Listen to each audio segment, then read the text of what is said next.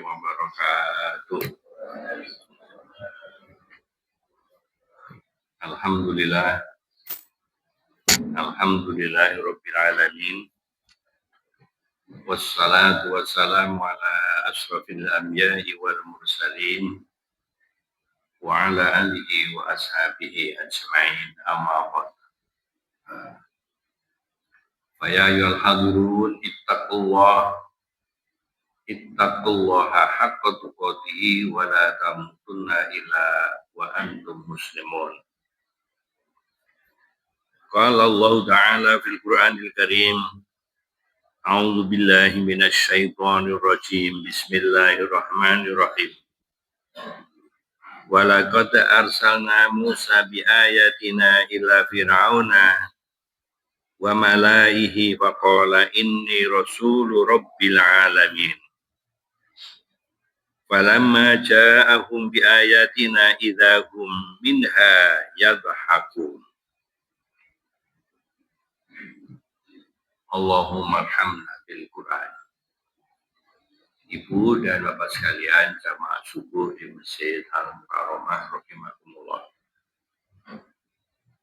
Alhamdulillah, kita bersyukur kehadirat Allah Subhanahu wa taala yang masih memberikan kasih sayangnya kepada kita sampai pada kesempatan yang berbahagia ini. Alhamdulillah, kita diberi kesempatan dan kekuatan iman kita untuk sholat berjamaah. Masih diberikan kesempatan oleh Allah untuk berzikir, kemudian berdoa, kemudian kita ngaji. Ini kalau kita runut, sebenarnya ini adalah kasih sayang Allah yang diberikan oleh Allah kepada kita. Tidak semua orang seperti ibu dan bapak sekalian. Nah, ini kita pahami. Nah, sehingga kesyukuran, kenikmatan yang diberikan oleh Allah itu terus mengalir kepada kita. Sehingga tidak terbentung karunia Allah itu kepada kita. Nah, saya sampaikan ibu dan bapak sekalian pada surat Az-Zukhruf ayat yang ke-46. Wa laqad arsalna Musa bi ayatina ila fir'auna wa malaihi faqala inni rasulu rabbil alamin. Dan sesungguhnya kami telah mengutus Musa dengan membawa mukjizat-mukjizat kepada Fir'aun dan pemuka-pemuka kaumnya. Maka dia Musa berkata, sesungguhnya aku adalah utusan Allah seluruh alam. Nah, kalau kita kaji ini, kenapa Fir'aun itu menjadikan dirinya sebagai Tuhan? Ya. Sedangkan Musa itu telah diberikan oleh Allah kitab dan mukjizatnya.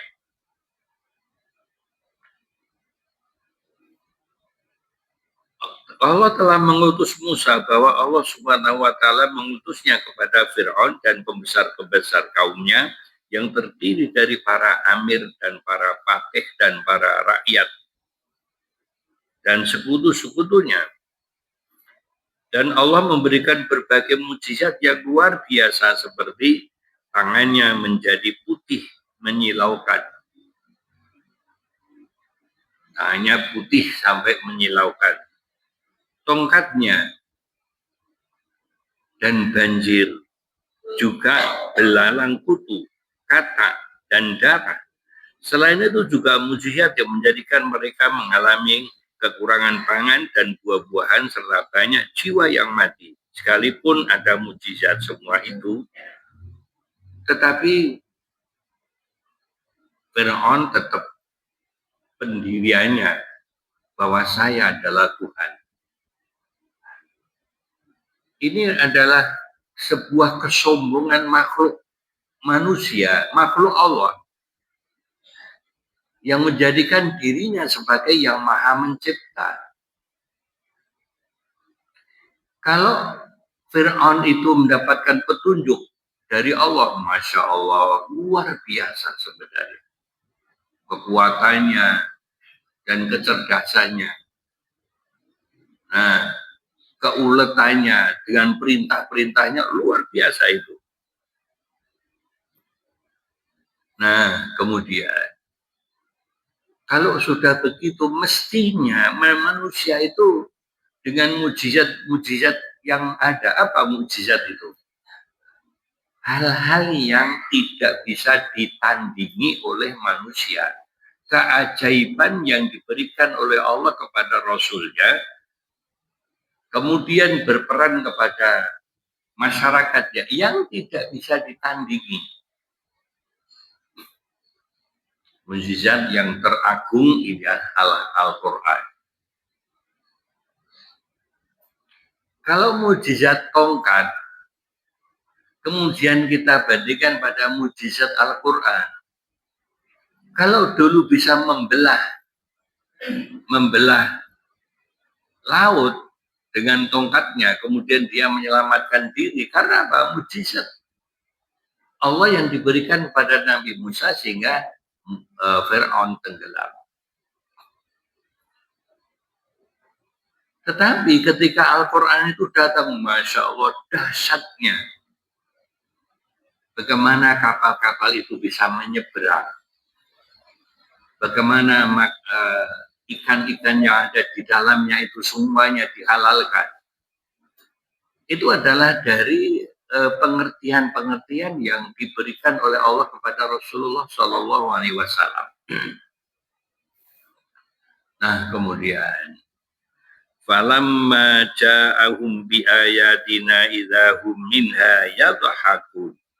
Maka ketika Musa datang kepada mereka membawa mujizat-mujizat Allah, ketika itu mereka mentertawakan. Ya, di sini yadhakun. Dia mempertawakan. Kenapa mentertawakan? Karena aku adalah Tuhan dan pembesar-pembesarnya. Dianggap bahwa apa yang ujian diberikan kepada Musa itu adalah hal-hal yang biasa. Nah, kemudian mengatakan bahwa Musa itu adalah penyihir yang terbesar. Nah, inilah julukan-julukan orang-orang yang tidak beriman kepada Nabi Musa sebagai utusannya. Jadi misalnya begini, pada persoalan-persoalan keagamaan, ya Allah, Rasul kok ditertawakan. Kalau kita juga lihat Nabi kok diberi kotoran unta. Ya. Kemudian ada yang kisah orang Yahudi selalu menghina Nabi Muhammad, tetapi Nabi Muhammad terus memberikan makanan kepada dia. Ya, karena kelembutannya. Nah, itu contoh-contoh dari apa yang diberikan. Tetapi ketika Nabi Musa, ayatina, mujizatnya, tanda-tanda kebesaran Allah, itu ditertawakan. Bukan diimani. Ya. Nah, dari belajar di situ, maka manusia itu tidak mesti mendapatkan ayat-ayat itu kemudian beriman dan beramal soleh. Sampai hari ini. Ya. Jadi orang diberikan keimanan, diberikan kesolehan, diberikan bisa berjamaah, tetapi pada ibadah-ibadah yang lain belum. Atau ditinggalkan. Jadi proses yang luar biasa. Ya, yang luar biasa. Nah, Ibnu Katsir mengatakan bahwa perihal Rasul Musa bahwa Allah Subhanahu wa taala telah mengutusnya kepada Firaun dan pembesar-pembesarnya, terdiri dari para amir dan para patih itu untuk apa? Untuk menyeru mereka untuk menyembah kepada Allah.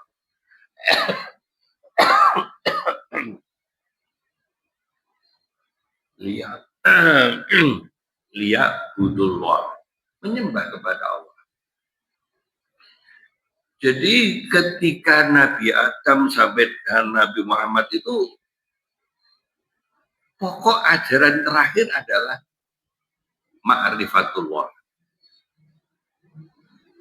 Kalau di dalam bahasa yang lain mencapai pada irfani. Nah, menjadi derajat yang tinggi itu adalah ma'rifatullah, kemudian mengamalkan. Jadi begini, kepada kita semua, mendidik kepada anak-anak, itu untuk apa? Ma'rifatullah. Ketika makan, ini nak, ini adalah rezeki dari Allah. Dari beras, kemudian jadi nasi. Nah, kemudian kita makan, ini dari petani, ini adalah buah dari orang-orang yang bisa menanam padi. Kemudian kita alhamdulillah bisa menikmati tanpa menanamnya. Itu pelajaran-pelajaran di kitab itu begitu. Nah, pengajaran-pengajaran yang lain mestinya ke situ itu. Bagaimana memahami Allah? Bagaimana memahami perintah Allah? Bagaimana semuanya kembali kepada Allah Subhanahu wa Ta'ala. Ada cerita begini. Jadi orang kok ya memelihara rumah untuk sabung ayam. Sabung ayamnya adu jago. Sudah beberapa tahun. Kemudian judi, yototit, dadu, wopo-wopo, sudah berapa tahun. Kemudian jual miras. Saya itu berpikir, ya Allah, kok perbuatan begini kok sugiye ora karuan. Tondone sugiye apa?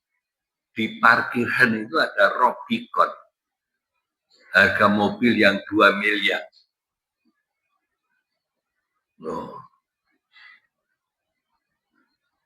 Itulah fenomena kehidupan manusia. Yang pemiliknya apa? Orang Islam. Ya, orang Islam. Aku mau sampai nopo Islam. Coba. Kenapa orang Islam itu berperilaku seperti itu? Ya karena hidayah yang tidak masuk. Ya.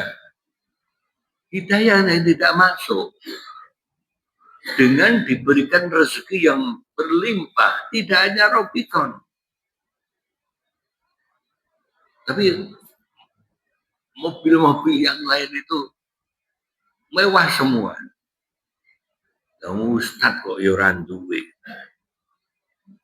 Ngono piye to? Ustaz sing yo gawene memberikan itu kok yora duwe. Justru sing wong ngono-ngono kok malah duwe. Kira-kira penjenengan berbangga dengan harta yang demikian dari hasil yang haram? Apa ya sederhana itulah yang kita miliki itu kemudian kita syukuri.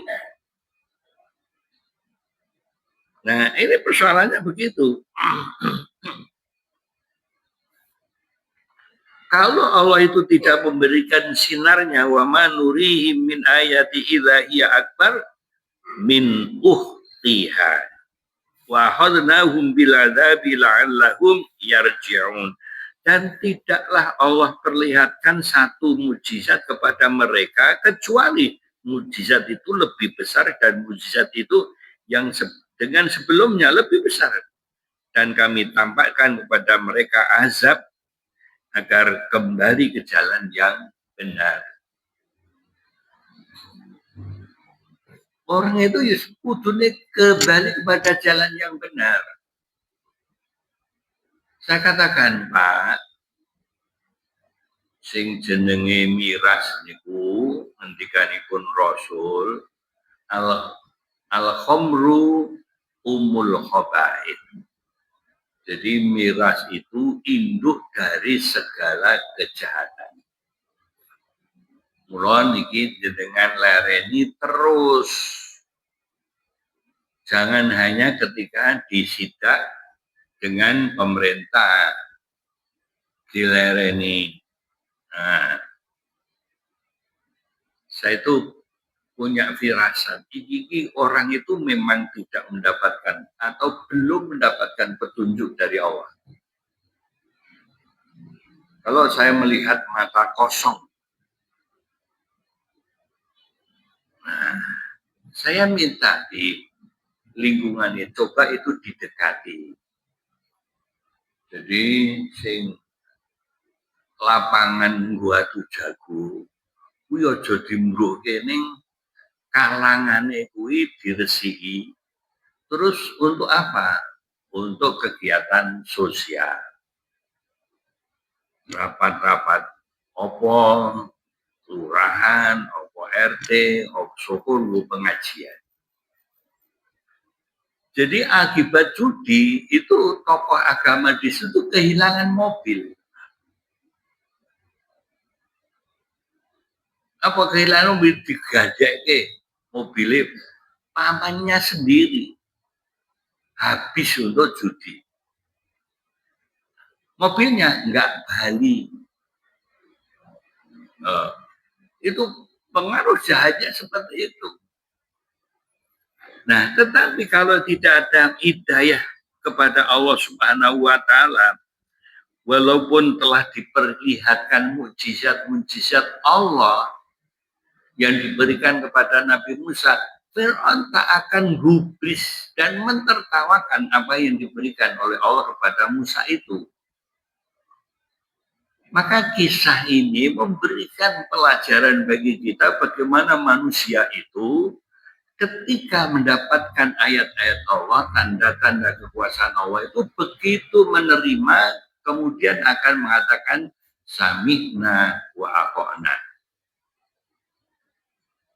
Kenapa sami'na wa aqa'na itu berat-berat? Ya, berat. Yang paling berat dalam kegiatan kita itu adalah sholat suruh. Itu paling berat. Ada 2 masjid yang saya datangi karena mesti seminggu sekali saya ke sana. Itu paling-paling ibu-ibu 2, bapak-bapak 4. Orang tambah-tambah sudah beberapa tahun. Bukan 10 tahun, bahkan lebih. Nah, kalau begini nih yang salah siapa kan begitu?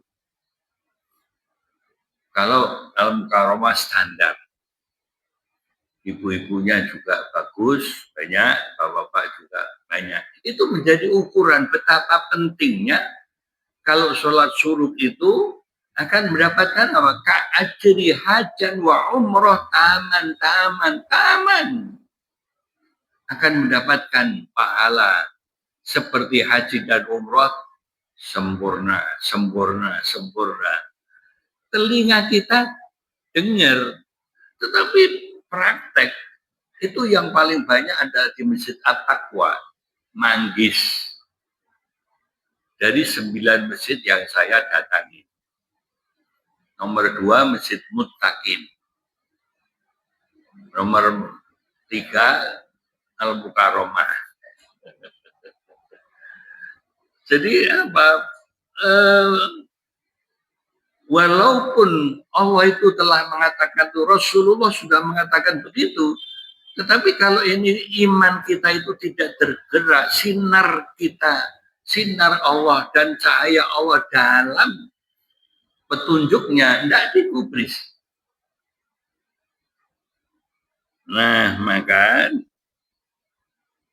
Allah itu sampai dan Allah tampakkan kepada mereka azab agar mereka kembali ke jalan yang benar.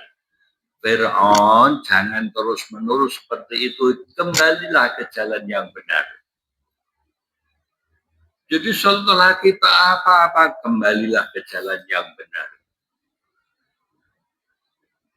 Sehingga jadi apapun orang itu berpangkat apapun harus kembali kepada Allah, ajaran Allah. Kerusuhan yang ada pada negeri ini karena apa? Karena manusianya sudah jauh dari apa yang diperintahkan oleh Allah. Nah, ini semua dari presiden sampai sing dodol duren.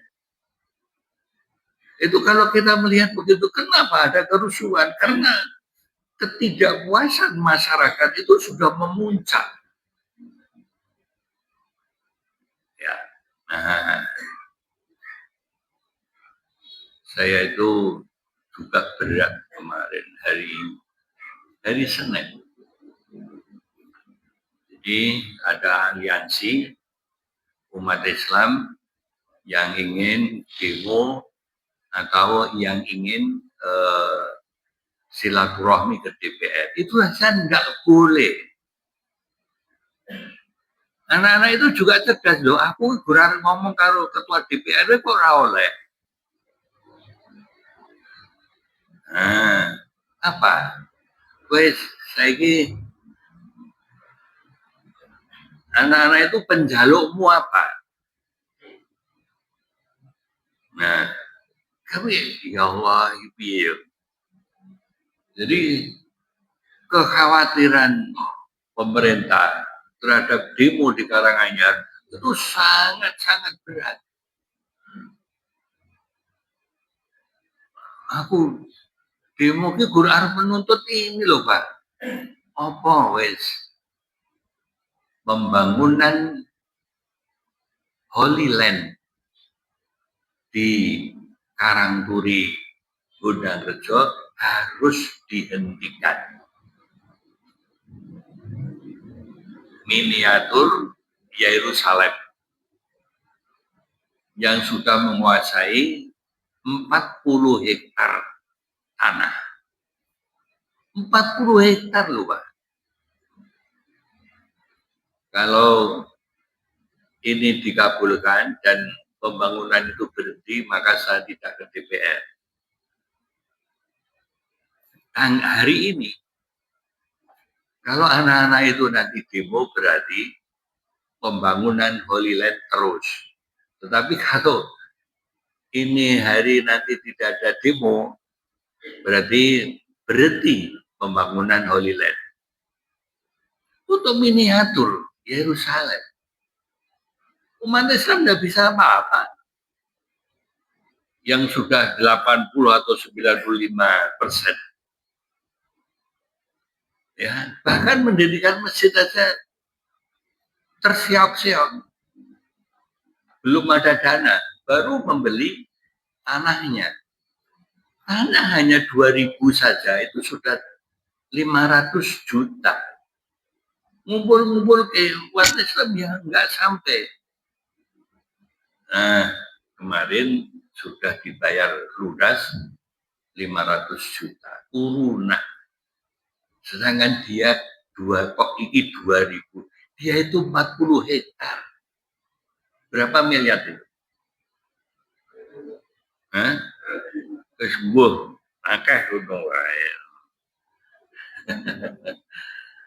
Nah, ya muka-muka orang yang demo berarti pembangunan Holy Land berhenti. Saya itu, ya Allah ini piye. Saya minta Kapolres harus menekan pada perizinan untuk besok itu mulai besok itu berarti Selasa kemarin harus berhenti. Terus berhenti sampai ada peraturan berikut keluar. Nah, jadi umat Islam itu ringkih banget. Wong siji we jadi 40 hektar. Coba kayak gitu itu. Nah, maka Kita tidak usah ke sana-sana, Bu. Yang penting Bapak Ibu itu ibadahnya lebih kuat. Sholat-sholat sunnahnya terus mendoakan pada perjuangan umat Islam. Jadi di Gaza ataupun di Palestina, ya Allah, mengerikan. Jadi sudah berjumlah kira-kira 65.000 yang meninggal. Ya Allah, mudah-mudahan umat Islam terus bersatu untuk menggempur Israel itu. Ternyata keganasan itu masih muncul. Mudah-mudahan Allah terus memberikan barokah dan petunjuknya sehingga orang-orang yang mati syahid itu betul-betul mendapatkan surganya Allah Subhanahu wa taala. Rabbana atina fid dunya hasanah wa fil akhirati hasanah wa qina adzabannar. Subhana rabbika rabbil izzati amma yasifun wa salamun alal mursalin walhamdulillahi rabbil alamin. Assalamualaikum warahmatullahi wabarakatuh.